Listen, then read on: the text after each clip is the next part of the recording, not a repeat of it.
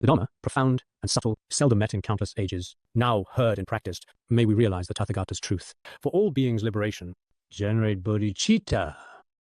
We will continue our discussion, Bodhisattva Nagarjuna, 100 verses on wisdom. As for this 100 verses on wisdom, it is without a doubt entirely a remarkable treasury of wisdom. Within it, indeed, there are many teachings we may never have thought of often in our lives. Some people feel this is quite understandable, literally. Indeed, the words themselves are quite clear. Without these brief annotations, there might be a few places where you get a bit stuck. But in any case, for the wise, the literal meaning is not difficult. But the most crucial thing is to look at the meaning within and see whether you can, in fact, integrate it with your own mind stream. In this way, it might, in fact, be of great help to your practice. Our institute has a certain shortcoming in this regard. Whenever we listen to teachings on Vajrayana, everyone is very attentive and so on. But, well, when it comes to other topics, for example, teachings on mind training, many people, they just don't show up. Even here at our institute, when we talk about teachings on practice or the preliminary practices, they don't come at all for any reason. But when it's about the main practices of Vajrayana, they flock in droves. But in reality, these people, when you observe them over time, those who value preliminary practices, these people, when they later go on to practice Vajrayana Buddhism as part of their spiritual journey, most of them are actually successful. Whereas those who only crave profound teachings for simple or basic methods, such as these people who look down on, often they can, as a result, end up failing in their practice later on. So personally, I still strongly emphasize that everyone should start from the basics, because for many of us, our foundation is actually not necessarily very solid. So in this regard, everyone should also just pay attention to it. Don't think, oh, this is a worldly teaching, or is this an additional aspect? I am indeed such a truly perfect yogi. Yogini, do I still really, truly need these teachings? Honestly, such thinking is not necessarily beneficial. All of you on Nagarjuna's 100 verses, you have taken it rather seriously. I hope everyone will consider its meaning repeatedly, and in connection with your own mental continuum, adjust your self-clinging and afflictions, or wrong views and erroneous understanding. By following this approach carefully and thoughtfully, you will ultimately be able to discover and identify the correct path. Next, we will now discuss, do not say you are incapable and thus give up your own diligence. Without effort, you cannot obtain sesame oil from sesame seeds. In fact, when we practice, we must never harbor a kind of self-deprecating laziness, thinking, how could someone like me possibly succeed? Surely I won't be able to practice anyway. These are the actions of great monks, accomplished masters, and those with strong aspirations. For someone like me, with heavy karmic obstacles and deep-rooted afflictions, someone like this definitely can't succeed in practice. Before practice, you've already completely thrown yourself into this situation, into a deep, dark, seemingly bottomless pit of helplessness and despair. In reality, with this attitude, practice cannot succeed. But if you are diligent, if you have self-reliance or firm confidence, if that's the case, then it should be entirely possible. Many diligent people, even if you seem weak on the surface, in fact, you can also succeed without a doubt. Don't people in the world say, if there's even a 15% chance, just even a small one at all, you should put in 100% effort. If you do this, you will succeed. True in secular life. People often say, you reap what you sow in life. Whatever we do, if we put in the effort, no 100%. But at the very least, there will, without a doubt, absolutely and most definitely be some results.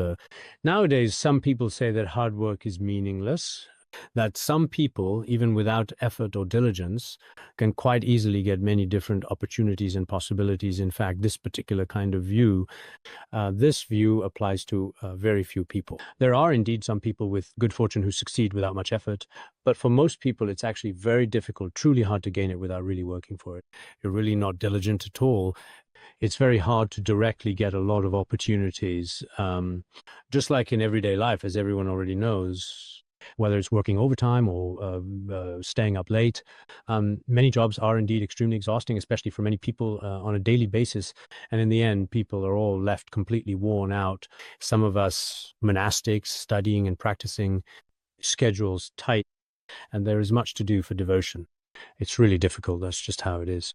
Of course, on the one hand, maybe everyone is in fact feeling quite exhausted. For example, in the second half of the year, we have much pressure from courses, and the Dharma teachers also feel that time is especially tight. Whether it's memorizing, group discussions, giving talks, or volunteering, our Dharma friends still have to do other things. It almost feels like there's not even enough time to sleep or even to eat at all. Even with all this busyness, I truly feel that compared to those in the world who toil and rush about each and every day just to earn money and make a living, if we compare the merit or meaning of what we do, what we're doing is still extremely meaningful. I remind myself sometimes when I'm exhausted, today I'm tired, but it's not because I'm actually quite busy just for the sake of my own continued physical existence. At the very least, on the surface, I'm doing this for sentient beings, though I don't dare say it's with complete single-mindedness. At least on the surface, it's for sentient beings or for my own liberation and spiritual practice that I'm busy. So if I'm tired or face hardship, it doesn't really matter at all, honestly. It doesn't. It's all, in fact, truly very meaningful. That's why we still need to be diligent. If you're not diligent, then even the truly simplest things in the world won't yield any results. It's like pressing oil from sesame seeds in the mundane world, sesame oil extraction. But for someone isn't diligent, if you don't put in effort, then even from sesame seeds, in fact, you won't be able to extract any oil at all. This covers all, including even something as basic as eating, getting water, or cooking ourselves, for those who don't make any effort at all, and rely on others for everything, for even the smallest of needs, each and every single day, without exception. Over time, no one will help you anymore. Everyone is very clear about this. I heard of a Khenpo. When he was teaching the Dharma, he said that we must work hard. If you don't make an effort, even women, if they don't exert themselves, can't give birth. Although this analogy may sound a bit harsh, in reality, whatever it is that we really do, in any given situation, ultimately, if we don't put in the work ourselves, then truly, in the end, truly nothing can be accomplished. So when you encounter even the slightest difficulty, can't do it. I feel so overwhelmed and hopeless right now. I want to give up. I want to die because it seems like there's no way out of this pain. I'm doomed, and I complain about a bunch of things, but you never actually try to fight for things in a positive way. This kind of attitude is simply really unreasonable. If there's even just a glimmer of hope, you should still make an effort. If you do that, the outcome will be good. That's the point. Next, it says, do not be too soft, especially when dealing with others. Excessive softness often leads to trouble. A banana tree with no substance is of no use to anyone. This means that actually in front of people in this world, you shouldn't appear especially weak and powerless, fragile or overly sensitive. If you are too weak, if you're especially soft and feeble, you might end up actually causing yourself a lot of unexpected worries, unforeseen disasters, and various kinds of troubles. Why is that? Because this person is neither quite human nor quite ghost-like. Or people think for someone as fragile as you, no one can stand you or find you useful. That's really how people in this world are. Some people are just excessively powerless and incompetent. So, as in the Sakya aphorisms, those who are weak in inappropriate situations are often ordered around and taken advantage of by others. In this way, being overly weak, you might not really be able to accomplish anything in your life. It's like the plantain tree in the world, because it's hollow inside, it can't really be used for anything, not even as a walking stick. If the inside isn't solid, then it absolutely, definitely can't be used under any circumstances whatsoever. As soon as you hold it in your hand, it just breaks right away. No one would be able to use it. So among people, some may have a kind of humility. I really can't do anything. I'm honestly just a stupid disciple. My wisdom is inferior, and my afflictions are especially deep. My actions are not in accordance with the Dharma. And a whole pile of really negative emotions. These are people with negative emotions, pessimists. Being overly pessimistic and excessively weak like this, it is indeed very difficult to get by in this world. For us monastics, it might be better. If we are weak, as long as we have not at any point given up or abandoned the outward appearance or semblance of being officially ordained, and if we are indeed able to enter the Sangha, then in essence, we can truly continue to survive in this way. But for lay people, those who are particularly weak and powerless, especially in this era of intense competition, everyone's job requires a strong perseverance, as well as a certain work ethic and willpower. This is necessary. In such a group, many people are eliminated. Fortunately, some of us who are interested in spiritual growth study Buddhism, or at least in this community, there's no requirement that, well, if you absolutely can't complete your work, then unfortunately you must leave the premises. There is no such rule. But in the future, the quality of the Buddha Sangha may continue to improve. If that's the case, in this environment, those who don't make an effort, those very weak, those who are overly sensitive, or those who can't get along with others, such people will find it very hard to survive, let alone propagate the propagating the Dharma and benefiting sentient beings should be a very beautiful slogan.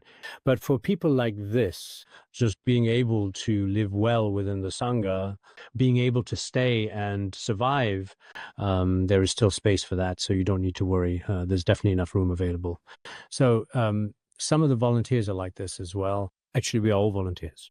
For the past 20 or 30 years now, I have probably been a volunteer myself. I have never asked for volunteer compensation. Every day I am busy working for everyone. It's just that, my volunteering, maybe you think for one's own reputation or for happiness in my future lives. But personally, I believe I have never thought if I will be able to attain some especially joyful human or heavenly reward in the future. I don't have thoughts whether I can gain anything from this volunteering, whether it's the pursuit of just a small amount of recognition, a touch of fame, or the desire to, I haven't thought about it, not in the past 20 or 30 years. Including the translations I have done, they should be considered relatively. The other day, some Dharma friends said, "We don't dare to comment on anything else about you yet, but you have actually been translating for quite a long time. This is what we can learn from." We also hope that, if possible in the future, we can perhaps learn from you. You have persisted continuously. This is the one thing I somewhat acknowledge about myself. You're not that great. And maybe, just maybe, what some people say is in fact actually true. After all, I feel I'm not very good at anything. But most importantly, as someone who volunteers on a regular basis in my local community, you can't just give up at the slightest setback. Gave up completely without any hesitation at all. For example, if you have a minor argument with a fellow practitioner today, I'm just not doing it right now.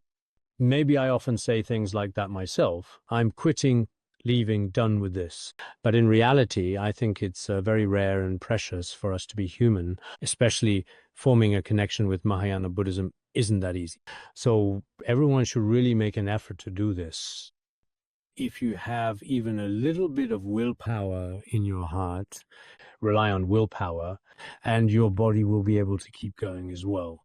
If you really are, in any way whatsoever, a fragile person, maybe, just maybe, no one will actually use it. You'll end up being a useless person yourself. And in this world, you won't be very successful either. So in every aspect of being a person, you should reflect and observe. What we mean here is that you shouldn't be too weak. Otherwise, whether others bully or look down on you, you shouldn't be too tough or rigid. Actually, as they say, there's a proper measure in everything people do. A wise person knows that there needs to be flexibility. I can't be too weak. If I'm too weak, I'll be bullied by others. I can't be too rigid either. If I'm too rigid, I might end up being inflexible and breaking easily, and ultimately failing myself. Sometimes, every now and then, I should be a bit more courageous and stronger or tougher. Other times, I should be more compassionate and gentle. At times, or from time to time, I need to carefully and mindfully observe and reflect on my own state of mind. In anything, it's really important not to fall into either extreme. If you're too fragile in this world, anyone can trample over you, In the end, you won't even have the chance to lift your head. If you're being too fierce, too intense, and overly aggressive in your approach, you'll definitely end up hurting yourself, leaving you even more seriously battered, bruised, and sore. Ultimately, that too will end in failure. So I think everyone definitely should. It is really important to observe yourself frequently. Generous and courageous, repaying kindness with pure words. Good friends are always by your side, following you like a shadow. What is a good friend like? A good friend is not especially stingy, miserly, or overly sensitive. They are not narrow-minded like that. Instead, they are rather generous. And whenever something happens, they have courage, insight, and the ability to take responsibility. Anyone who has shown them kindness, they have a grateful heart, return it. They are also sincere themselves and speak very pure, clearly chosen words. I think there are probably 4 or 5 qualities here. If someone possesses 4 or 5 characteristics, then the Dharma friends who share your aspirations and ideals in every possible way and in every aspect will often be with you, staying by your side and offering support whenever you need it most, accompanying you and frequently by your side. Such people should be called truly virtuous mentors or friends. In Buddhist scriptures, they are called spiritual friends. Sometimes they're called virtuous mentors, good friends, and virtuous mentors. These kinds of people are often these good friends, inseparable, like a shadow following the form. And no matter where you go, they have the opportunity to be with you. Because if it's the opposite, you see, if you are irresponsible, ungrateful, and do not repay kindness, if you are consistently dishonest in your actions and your words are truly impure, especially if you are vulgar, constantly cursing others, and always in pain if you are this kind of person, we humans are social creatures, but many good friends will not want to be with you for a variety of different reasons, perhaps, and instead, bad friends will often, in fact, stay by your side. So in most cases, generally speaking, people can see this for themselves with their own eyes. We had Dharma friends who, when they first arrived, often spent time with bad company. After a while, if they met virtuous teachers, they spent time with friends. Eventually, their behavior changed completely. This kind of situation is quite common. Back when there were fewer people, 10 years ago, or even 20 years ago, and sometimes even as far back as 30 years ago, I would tell some Dharma friends, you still need to pay attention to these people. Some would listen, while others, however, would not. But those who didn't listen eventually ended up, after some hesitation, going along with the bad crowd. This includes Khenpos and Khenmos here. Now, they weren't as now, not the great monks who now teach and expound the Dharma, they weren't like that, not in any way at all. Basically, for every Khenpo here, including some, when they first arrived, to be honest, I didn't really have any particular or especially notable impression of them at all. Thought of this recently. Now it's 2012, 2016, 2017. I remember most of these people from my past quite well. When they arrived, they weren't teaching and expounding the Dharma like they do now, nor were they like they are now, with all kinds of good fortune manifesting in every aspect. It wasn't like that. Some of them faced many difficulties when they first became monastics. Some couldn't even find a safe, secure, and comfortable place to stay at all. There were all kinds of hardships, but some, who were actually better off than others, later got led astray by bad friends. Some weren't Dharma teachers and returned to lay life. Cases exist, some of them not all, as you might expect. Some often followed the teachings and instructions of these people, and later their own achievements kept improving, and in all aspects. Now they often share Dharma teachings with many fellow practitioners, and they gain a lot from it. This is something we can actually see and feel. You could say that this is, in a sense, a reality. I remember in Master Liangqi's essays from the Bamboo Window, he said things, for example, what is a bad friend? Someone who spends all day constantly chasing after all sorts of things like food, money, clothes, decorations, and so on. If these are what they talk about every day, that's a bad friend. So what is a good friend? Someone who encourages you to do good, urges you to perform virtuous deeds, and helps you gradually transform your mind and diligently and effectively practice. Such a good friend is like a lamp, among other positive metaphors. Many virtuous analogies describe this. That's why such good friends are hard to come by. It's not hard to make friends, but it's hard to find a true friend. It's easy to make just any friend, like those idle or bad companions. There are plenty of them. You can find them anywhere. But someone who truly guides you towards good things, that kind of person is quite rare. So what kind of person is this?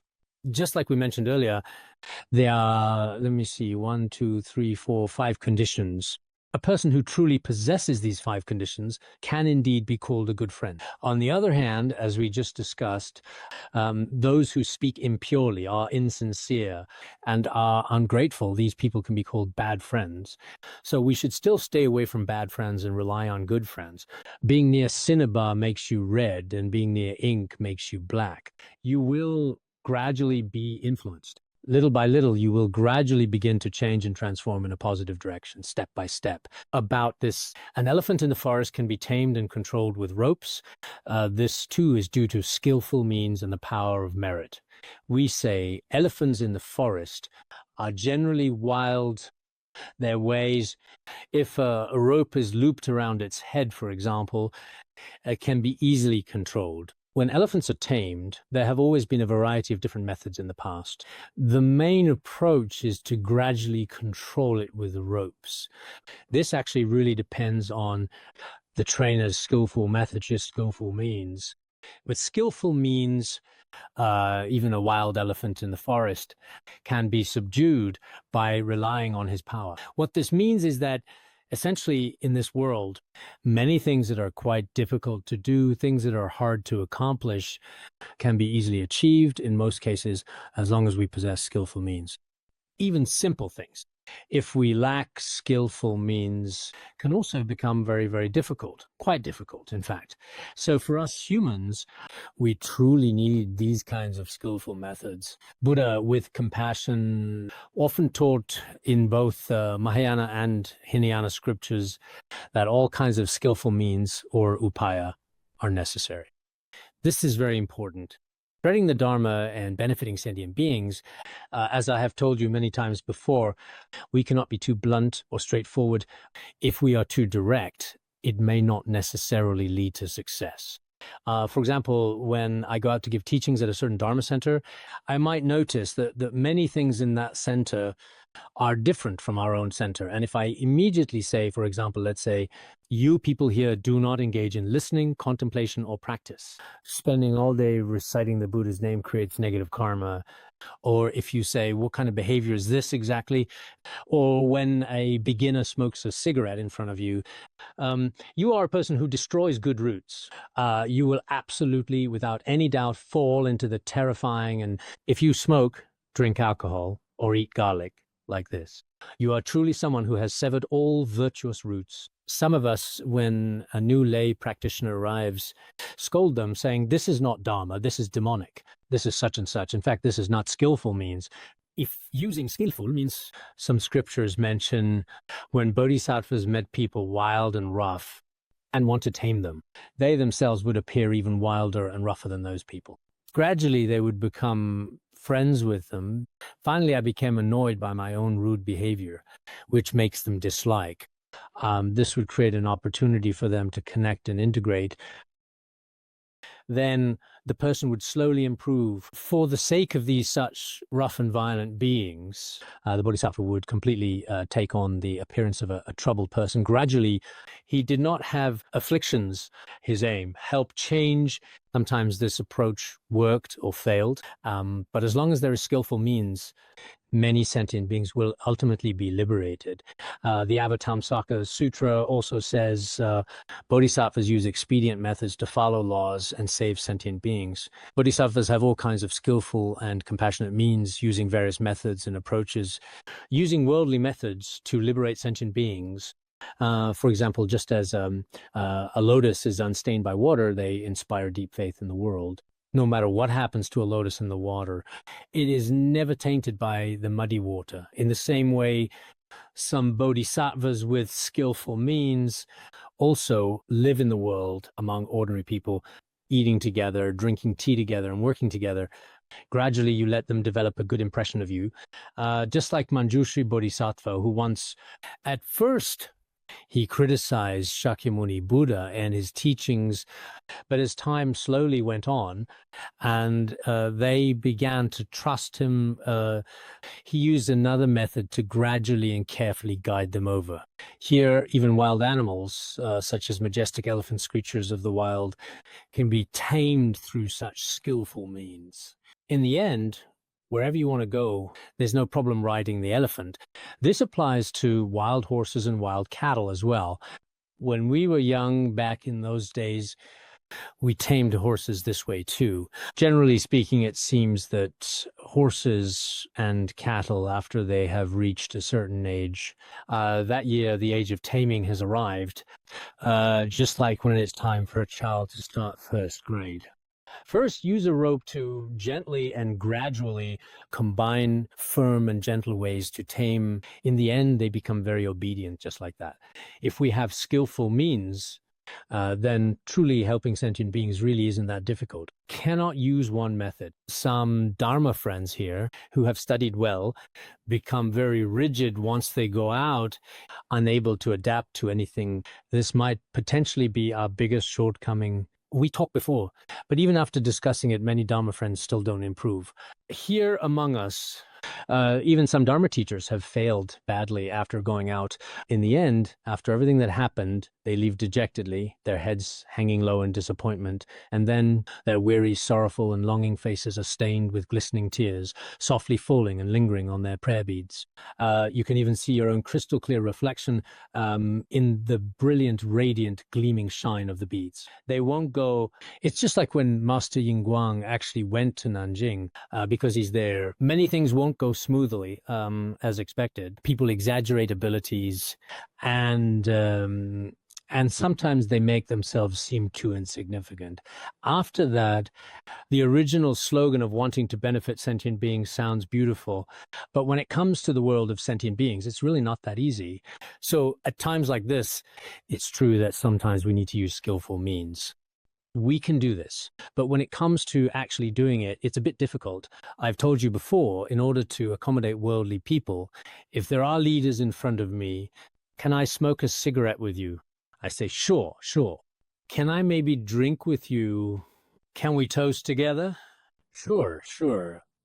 I'll use tea instead of alcohol. Let's toast together. Wishing you good fortune, wishing you success at work, and so on. In that case, it's actually possible sometimes, as monastics, there may be situations that are a bit inconvenient for us. But if it makes worldly people happy, gradually others will develop a good impression of you. It's not insisting on your way. If you act the same way everywhere, that's not right either. You have to observe others' looks, their attitudes, their overall cultural customs, such as their unique traditions, practices, ways of life, and so on. So it's very necessary to adapt to sentient beings in this way. When a superior wants personal gain, others will not follow him. It's like a hungry, greedy lion craving meat. Foxes around it are left in despair. If someone is a superior, a person in charge, and he is always only seeking his own benefit, then his subordinates will definitely be unhappy. They really won't wholeheartedly rely on him. Actually, it's very difficult. They think this person is selfish every day. Nothing they can do. It's like in the world, when a meat-eating lion is around, the foxes keep closely following it around.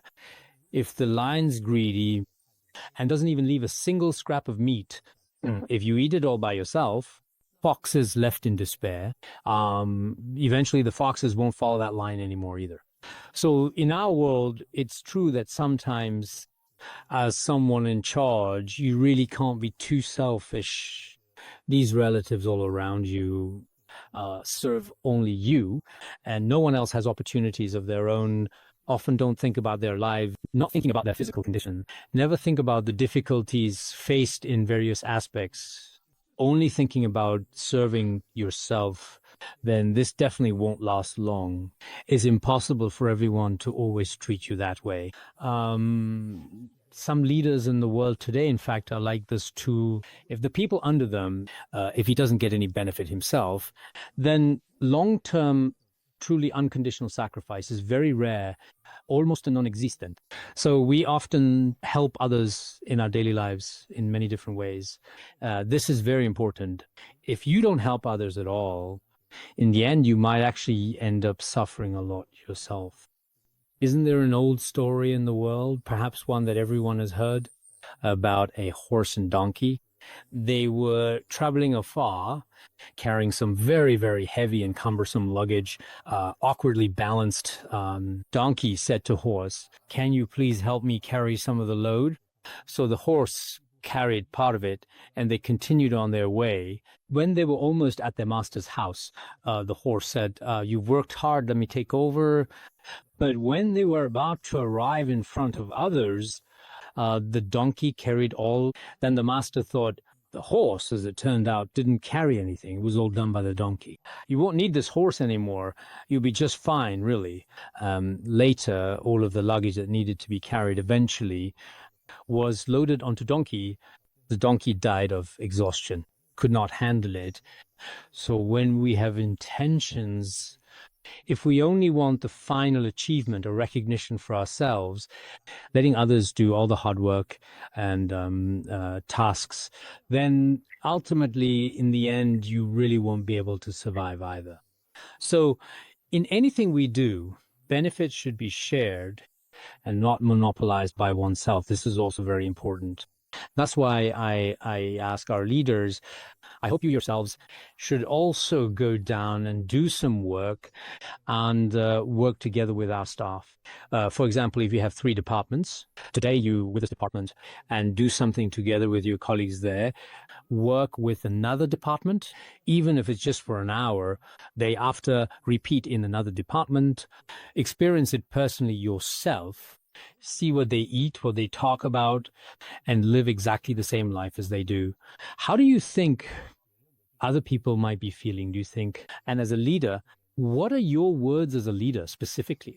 Some have a reputation, people benefit.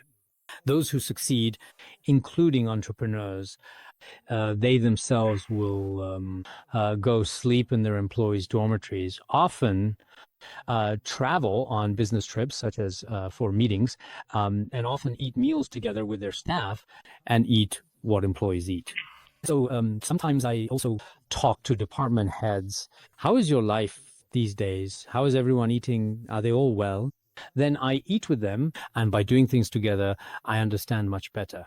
So as a manager or a person in charge, you should share benefits with everyone, with all the people around you in a fair and considerate way, and face difficulties and other matters together. In this way, you are truly an excellent leader.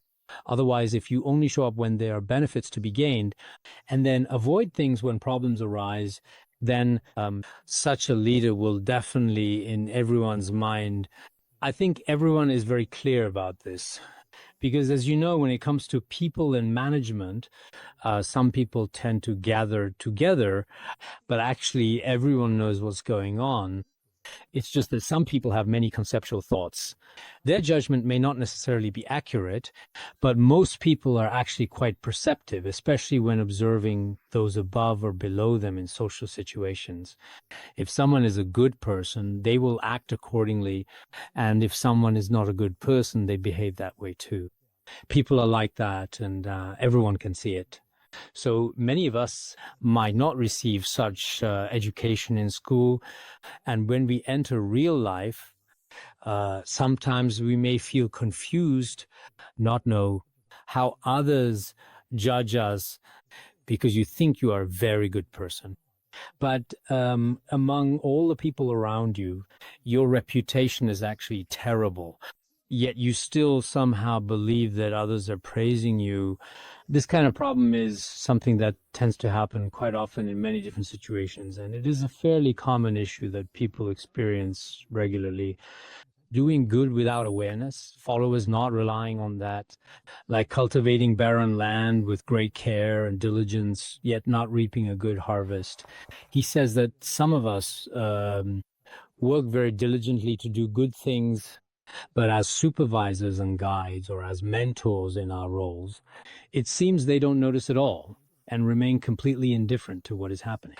Gradually, over time, as time goes by, the people down below will all eventually start to ignore him more and more because they feel this person seems to be completely oblivious.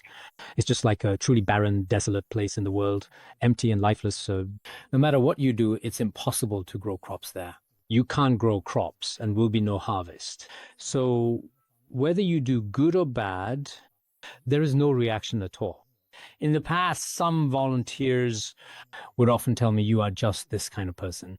We work so hard and do so many things down here. When we report, finally, you show absolutely no reaction.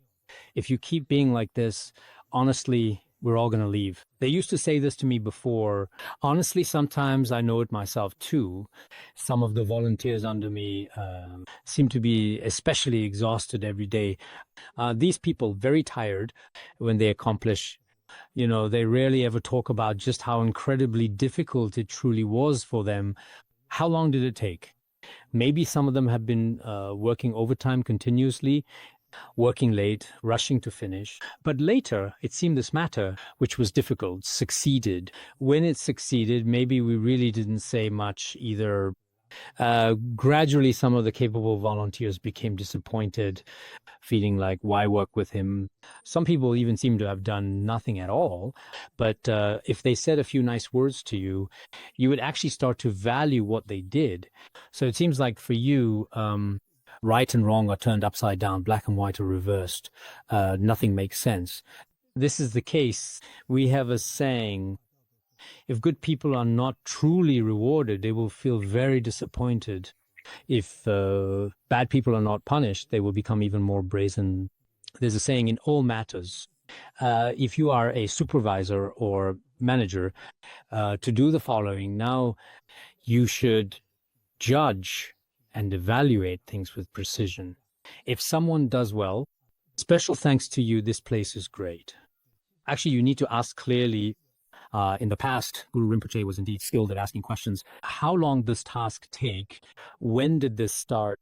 After it's completed, what is its purpose? What exactly is the goal of doing it this way? If it's not done this way, what is the reason for not doing it? Dharma King questioned, I have also written about the Dharma King in some of my books. When we went in daily life, he would also inquire about the local customs, or when meeting someone, he would ask others about that person. What kind of person is this? If someone was called a monk, he would ask, for example, in which areas this person excelled. He wouldn't just ask one person, but would ask two people. When understanding someone, he knew asking one person might not be enough. If the person being asked had a good relationship with the subject, only positive praise. If their bond was bad, there was a possibility of negative criticism or slander. So for us, as genuine practitioners, especially those in management positions, some of whom are indifferent, even among some pretend to be great masters or put on an act. Relatively speaking, when it comes to management, as a general rule, I'm not talking else. My realization and meditative experiences are actually quite lacking. For management, when it comes to understanding the details of many matters, or in choosing people, perhaps, I'm still quite careful. Unless I sometimes overlook things myself or sometimes don't do things well, I am generally quite cautious. Managers differ. They just go by a feeling without taking time to fully understand things in detail at all.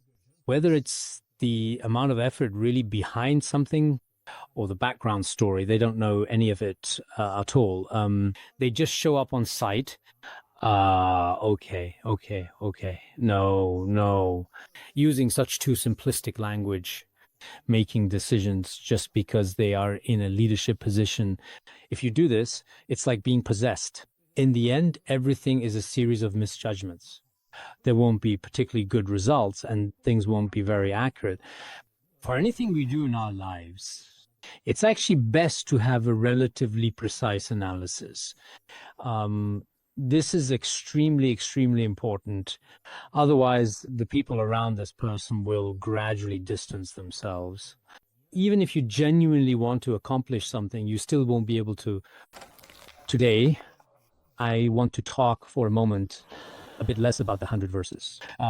Just briefly explain each verse, and then talk a bit more about Journey to the West. But as I keep talking, well, perhaps it's really because, honestly speaking, to tell the truth, I'm just getting a bit older now these days. I seem to be especially long-winded when I speak. I'll have to pay attention to that in the future. Excessive accumulation of wealth ultimately leads to decline. When a forest grows too dense, it ends up being burned down. If we are insatiably greedy and especially fond of hoarding wealth, then in the end, when it eventually exceeds a certain limit, when it goes just beyond that threshold, such people in many cases often end up gradually falling into decline, sometimes even eventually becoming beggars. Possibility exists. If the forests in our world become too dense, they could all be completely and utterly destroyed in a fire. Every single one of them could be lost. This kind of situation can happen. Everyone is aware of this as well. There's a saying, greed brings one closer to poverty. If you look at the Chinese characters for greed and poverty, if your greed is excessive, you're bound to approach poverty. These two characters even look quite similar in appearance. If we are extremely greedy for any kind of wealth, in the end, it ultimately becomes a powerful symbol, a reflection of one's own gradual decline. When people in the world have a bit of ability, when having some money, they keep investing and managing their finances over and over again, but in the end, they lose everything, even the principal is gone. Everything is wiped out completely. There's absolutely nothing left at all. And this kind of situation does happen. When we reach a certain point in life, in our journey, we also need to, at some point, take the time to, for example, we should not overeat when we have a meal, which means eating only until we feel satisfied and stopping before we feel too full, so that we can stay comfortable and healthy. We should essentially divide our stomach into 4 parts, 2 parts for food, 1 part for drink, and leave 1 part empty as a buffer for safety. Our wealth should also be divided into 4 parts. Part earns money, 1 part to save ourselves and 1 part to keep aside. If we don't go to extremes, many people today end up, even though originally, not to mention just this lifetime, they could have lived comfortably for several lifetimes without any problems. But because of excessive greed and desire, in the end, they are left with nothing. In Chengdu, we have a place called the Global Center. It was originally invested in by the former president of the Convention and Exhibition Tourism Group. But before it even opened, before anyone could step inside, arrested in year 2013. At the time, they said he was evading taxes and also accused him of loan fraud, as well as various other things, among other allegations. No exact details known. But every time we pass there, especially when we go inside, we think about how the owner of such a massive building, in the end, after it was finally truly completed, there's just no chance for me to stay in there. So in this world, specifics, as these matters are complicated, we also don't know the specifics. But according to what others have said in the past, in the end, he just really didn't even have the right to enjoy a single room there. Later, he left, then came back. The specifics aren't clear. There are many rumors. But no matter what, seeing wealthy people, when we talk about these people in the world, it really is, at a certain point, especially as one ages, food and lodging. What's family, food, lodging? If you have too much wealth and don't give offerings above or to those below, if you keep accumulating it, in the end, you will leave this world like a hair being pulled out of butter. In the future, maybe everything as we know it, not even a needle or a thread. So when it comes to excessive wealth in this world, too much fame, far too much fame, too much praise, far too much praise, in the end, it will still lead to failure. In our Tibetan region, if the sun is especially hot, many elders say the sun's too hot, and maybe after a while it will rain there, is this saying. So if a person lives too gloriously or becomes too famous, becomes proud. I have a really good relationship with everyone. My abilities are quite impressive. I look pretty good. My wealth is truly inexhaustible. It never runs out. Then in this world, I suppose I should be considered a little king, but their life will not be very long. Just like the tiny little flies in autumn, once they grow wings, they are about to leave this world soon. So some of those in the world, when worldly glory and wealth become especially prominent, it means that decline is about to begin. This is the start of it. So all these things in the human world, we should treat them as fleeting clouds. We should see them as dreams or illusions and not become attached. When the time comes, we must truly know our own limits. This is the conduct of a wise person who can protect others. That person can be relied upon. An immature child, who does he rely on for nursing? If someone, or perhaps an individual, has some ability, even just a little, and can protect or assist others, then everyone will quite naturally ultimately rely on that person eventually. When it comes to people, some may have the wisdom to protect others, like many great masters whose wisdom is truly, genuinely extraordinary. For this reason, many disciples gather around them from near and far. Some wealthy people, because of their abundant wealth, people don't care about anything else. They just think about his wealth. So many people gather under him as well. Some people have their own power, because power itself is also wealth. Many people also gather under their authority. If someone helps others, then many people will depend on him for support, guidance, and comfort in their lives. As it is also often said in the treatise on the modes of a ruler, he benefits all scholars and officials, and though not a monarch, he is like one. Those who benefit others, although he is not a king, he is truly just like a king, because when it comes to a king, all the people under his rule, there are people in upper, middle, lower levels. Likewise, if a person is very capable, very wise, and very influential, naturally there will be a number of people under him, because all these people benefit from him and gain advantages. If there were no benefits at all, they might not rely on such a person. It's like a completely immature child, a baby who is still nursing from its mother, who would rely on a person unless he is a young reincarnate Lama or the child of a king, if that's the case, in the future. Because he might become a great king, we trust maybe a very small number of people would treat him well. But generally speaking, for such a small child, no one would really ever value him. But if it's someone capable, people are like this. People are very realistic. Most act for their own benefit. Whether people treat others well, as mentioned, except for a few individuals, I didn't ask for anything in the future, and it was good for you. But for the majority of people, when you have fame, they treat you extremely well. Once you lose fame, no one really pays any attention to you. When you have wealth, many people surround you. As Proverbs say, when a tree bears fruit and flowers, many birds flock to it. But if you become a withered tree, in your heart or soul, birds will keep their distance from you. Same principle. Humans are very pragmatic creatures. If you have a lot to offer in various aspects, everyone will come to you. But if you don't, it's impossible for them to come. Well, that's the idea. Now, next, let's just briefly talk about this.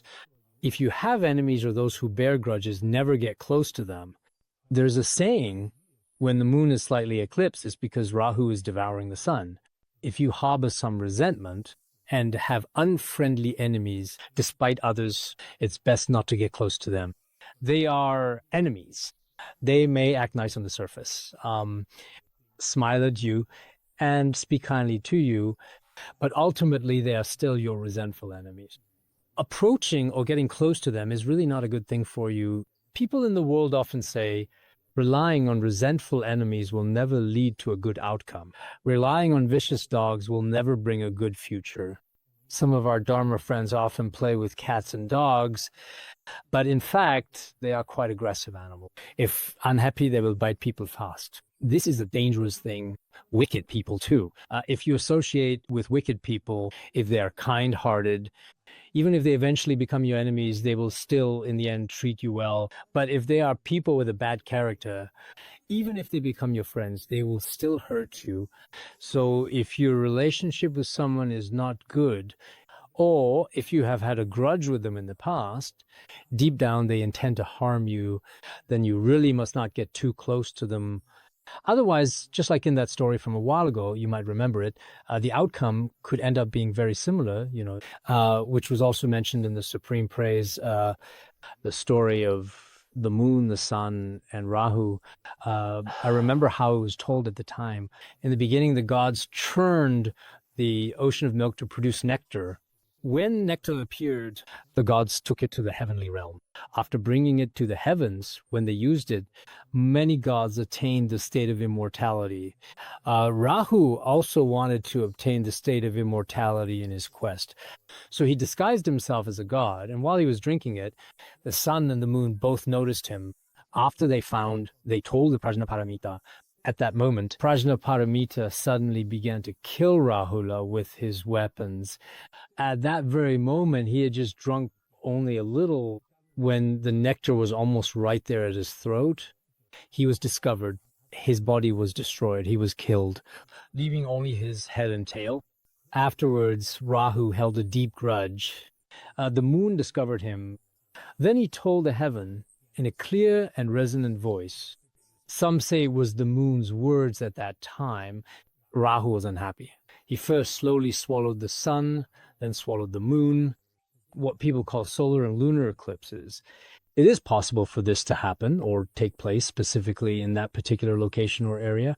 The Devas and Asuras were originally sworn enemies, just like two tribes constantly at war, bitter foes. So if you live among your enemies, there's definitely no good outcome. Rahu was actually rather foolish at that time, too. If you personally go to the heavenly realm, no matter you pretend heavens, no matter how good your relationship seems, in the end, once they find out, they won't let you off. So it's the exact same in our world, in our daily lives as well, just as we experience every day. If something is truly not in your favor and you're not careful, in the end, you'll end up dying at their hands too, inevitably. Therefore, you must never, under any circumstances, approach too closely to your enemies. You should always stay close to good teachers and virtuous friends. Now, let's move on to the next point. If something is beyond your ability, you must not attempt it. Even if people everywhere, without exception, praise it as being truly good and admirable, who in their right mind would, it means that no matter what you do, you should act according to your own abilities and do what is within your means. You should think carefully before acting. That's correct. If you are powerless and you see that this matter is perhaps beyond the scope of your own abilities, then you should have self-awareness and self-knowledge. What others really say about you if you do this. Very good. Very good. How about that? You still shouldn't listen to them. For example, if you jump into the water to swim yourself, but you can't swim, and others say, go ahead and dive in, there really should not be any problem.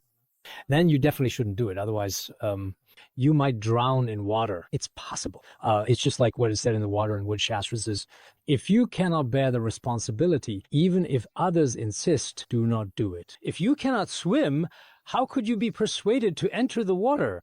Things that cannot be undertaken. Even if some people insist and urge you to do it, it's best if you don't do it. Otherwise, you'll end up failing in the end. For certain aspirations, it isn't your responsibility, but others keep saying, go ahead, do it. The teacher will be pleased. There are very few truly remarkable people like you, really, here in our institute. Some people around you say these things to you. If you go ahead and do it yourself, it's just like someone who simply can't swim trying to swim will definitely end up drowning. So for some things, in certain situations, you truly need to have your own wisdom. In the treatise on the modes of a ruler, there's an identical teaching in it, actually, that The treatise on the modes of a ruler, I really hope that fellow practitioners can understand its meaning, because Mipham Rinpoche elaborates on it in very great detail. If I remember, later in his writings, Mipham Rinpoche read Nagarjuna's 100 Verses on Wisdom, and the Tree of Wisdom, and other books on the rules for kings by great masters. Sakya aphorisms. Actually, the treatise on the modes of a ruler should be seen as a collection of the wisdom of many wise individuals. It is nectar and the finest essence. It is highly applicable in real life. A few years ago, the compassionate teacher gave a teaching on it to everyone. I taught it myself a long time ago. It should be approximately the year 2000. It was during the first reorganization of our institute that I taught it. Evenings, I taught Diamond Sutra, the treatise on the modes of a ruler. These teachings were given around 2 or 3 o'clock in the early morning. Later, part of it, it seems that at the time, some sections were not finished or parts not organized. Later, around 2006, when did you say it? Anyway, this translation has now been around for 24 years. Sometimes I feel in these areas, I probably haven't given up on it for many years. This has been translated before, the treatise on the modes of a ruler. But the treatise on the modes of a ruler, among our Dharma friends, and those who have actually read, sometimes as translators we feel discouraged. Even though we work so hard, all words have been translated. Translating even one verse is not that simple. It takes time and effort, things like that. But in the end, if no one reads it, if no one studies it, still failure. You see, the treatise on the modes of a ruler I translated should be, I think it was translated in 2000.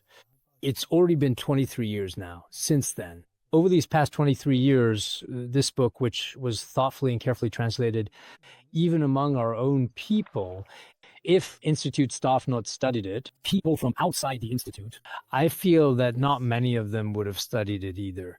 I translated it so that everyone can understand it. These are relatively simple and easy to understand words. I made them into verses when I translated them. That's how it was at the time. Later tried 7 characters. If it were 5 characters per line, the Chinese text might be a bit more elegant. But I really never had the time. I don't know if they ever finished that commentary later on. So when doing commentaries, if someone studies them in the future, it may help.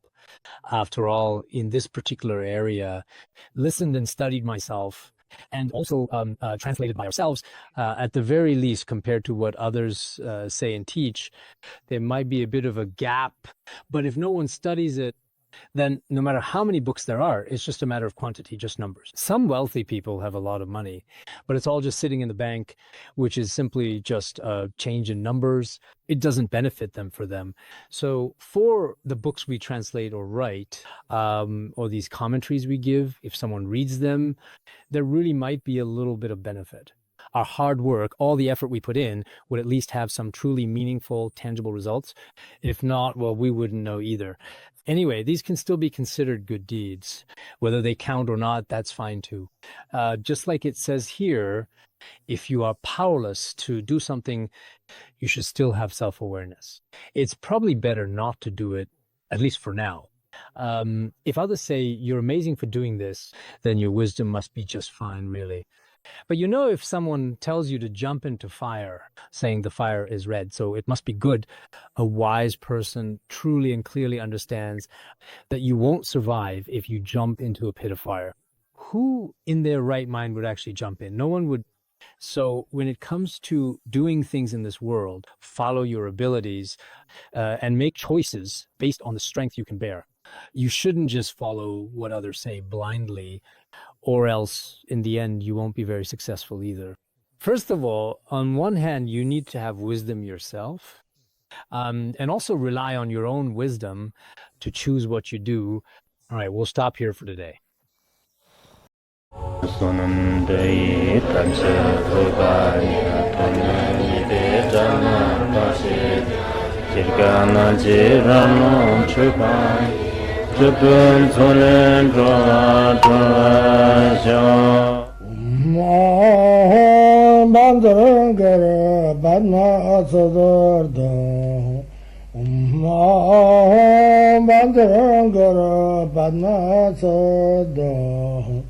Om Bandara Bandma Sodargye